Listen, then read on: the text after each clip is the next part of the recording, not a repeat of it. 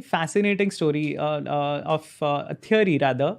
There's this out of Africa theory of the origins of humanity. It is believed, geneticists believe that, the first human beings came out in East Africa. The proper Homo sapiens, the chromosomes that we have for Homo sapiens, they emerged first in East Africa, and from there humanity started moving out. So now, very interestingly, if you go back into Indian history, genetics, you see that the hominids, the African origin human beings, they came to India around 60,000 BC. Okay, and a lot of genetic studies show that it was these populations that were living in India that they started migrating to the other parts of the world. There would have been branches that went to Europe. There would have been branches that went to the northern parts. But most of these did not survive because of the Ice Age. So it was the branch, out of Africa branch, that was in the tropical zone that survived, and it is responsible for populating the entire world. So people who came out of Africa into the Middle East and India, the tropical zone, these were the ones who further migrated into other countries like Russia, Siberia, and America and Russia, they were connected before the Ice Age. Yeah. They were connected with the Bering Bridge. Strait. Yeah, it's Bering Strait now. But it used to be the It used to be Bering Bridge. And this is a scientific concept that, human beings passed from there into the American continent. And that is why you see the Native Americans, they look so much like the Japanese. Exactly. Like the Japanese or the Chinese, the Mongoloid races, right? So, and also, it's not just the Native Americans. That migration happened all the way down to South America, Yes. into Chile. You see Yes. modern Chilean people. Yes. You see so many South Americans. Yes. They are, like, I'm talking about the ethnic South Americans. Because Yes. there was also a lot of European influence, Yes. African influence. True. But you have this whole Mongoloid looking right. part The of South original America. inhabitants of the continent. Majorly, the humanity was concentrated in this part of the world. This is Afro-Asia. Afro-Asia. And even here, it was the tropical zones which had been inhabited. So there are genetic studies that show the original aborigines of Australia are connected to the people living in Andamans. And, so some people must have taken the sea route and some people went through the land. And then the ice ages happened. So people were stuck wherever they were. So most of the development happened only in these regions.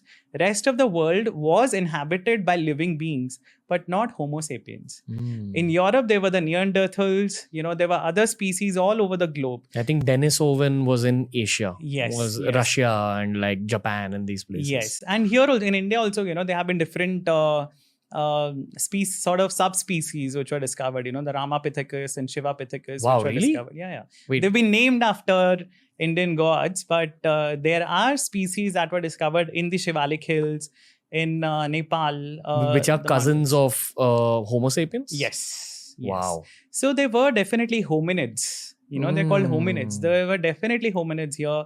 There's evidence of tools, ancient tools being used right from there's a Soan Valley. There's a region of Pakistan, India, Nepal.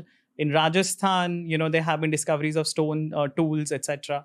So, and of course, in the central part of the country where it is postulated that most of the migrations from Africa into India were located around the center, probably because they came through the sea. And the central region had the oldest inhabitants of this continent, of the subcontinent. The central region. Central region of India. Like Madhya Pradesh. Madhya Pradesh, so most of the tribals that you find, the most ancient tribes, the Gonds and the other tribes in Chhattisgarh, Jharkhand, they are all centered around that region, right? Gotcha. And these people were probably the original inhabitants of this country.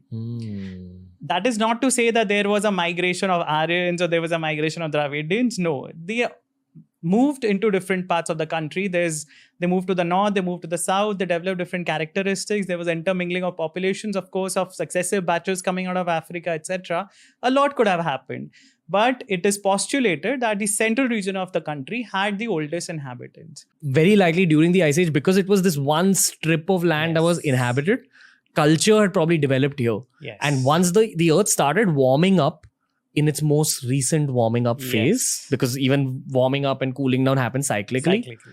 In its most recent warming up phase, people moved from here towards parts of Europe. Right. And that's why you see so many parallels between Greek culture, Roman culture, Yes. the ancient culture of Syria, which I feel again is an offshoot of Yes.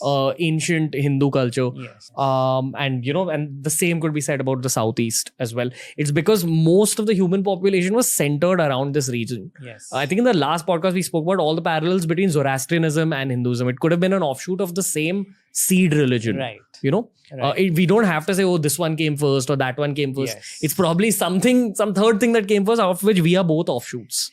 So Ranveer, you're very right. A lot of Western scholars tend to start with the premise that, civilization moved into India. But the genetic studies have proved otherwise, that people moved out of India, So it's counterintuitive to say that, while people moved out, civilization moved in.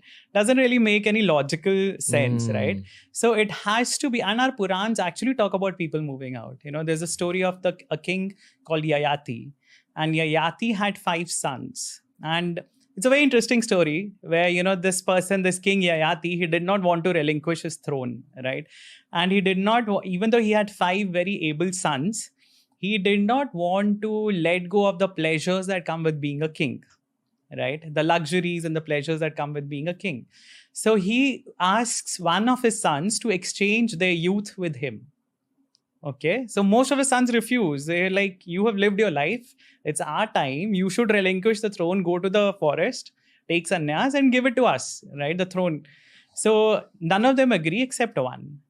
And that kid is the youngest. And he's ultimately made the king later on, because Yayati is very happy with his sense of sacrifice, that he's ready to sacrifice his life for the sake of his father. And the other 4 are banished. And they move out in different directions. So the story says that some of them actually moved to the west. So Anu, Dhruyu, they moved towards the west, I think, if I remember correctly. There was some Turvasha, I think, moved towards the south. There was another, Yayati moved towards, Yadu moved towards the west. So you have Yadavs centered around the western region. And Puru remained in the center. So that's where the kingdoms of Hastinapur, etc., they came up later. So, and one of the sons moved towards the eastern direction. There is a Puranic legend which tells us that people did move out. They did take this civilization out of our borders, across our borders. And even in later literature, you see the term called Yavanas. So Yavana refers to Greeks in the historical times. When Alexander came, Yavana used to refer to a Greek. And Yavana is actually derived from Anu. So Anu's descendants were the Anavs, which probably became Yavanas later. So these were the people who moved in a western direction. There's a very clear-cut, story mentioned in our Purans. And even otherwise, if you see the scriptures, the geographical descriptions in the Rigveda, the oldest parts of Rigveda talk about the rivers around the Indian subcontinent. They don't really talk about rivers in the west. And as you move to the later aspects of Rigveda, or later parts of Rigveda, you start seeing preponderance of western rivers. Wow. So it's a very interesting study, and I don't know why people like to keep flogging a dead horse and again keep talking about the same theory which has no basis. You're talking about the Aryan invasion. The Aryan invasion theory. It has no basis, no logic. It's got geopolitical significance. Exactly. That's it. And it serves them to keep the theory alive. And of course, even in India, there is a sort of a political movement against, the Aryan and Dravidian divide. So there is there's a geopolitical strategy to it, but otherwise it doesn't make sense,